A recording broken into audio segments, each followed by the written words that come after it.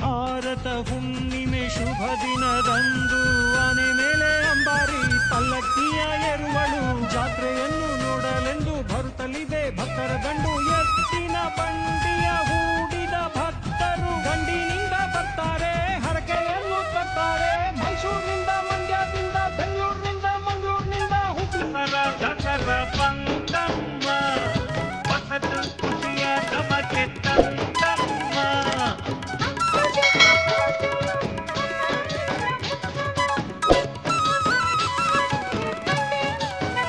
Latest ಹಾಗೂ interesting ಸುದ್ದಿಗಳಿಗಾಗಿ boss TV Kannada ಚಾನೆಲ್ನ ಸಬ್ಸ್ಕ್ರೈಬ್ ಮಾಡಿ. ಹಾಗೆಯೇ ಬೆಲ್ ಐಕಾನ್ ಪ್ರೆಸ್ ಮಾಡಿ. ಇದರ ಜೊತೆಗೆ ಫೇಸ್ಬುಕ್, ಇನ್ಸ್ಟಾಗ್ರಾಮ್, ಎಕ್ಸ್ ನಲ್ಲೂ ಮಿಸ್ ಮಾಡದೆ ಫಾಲೋ ಮಾಡಿ.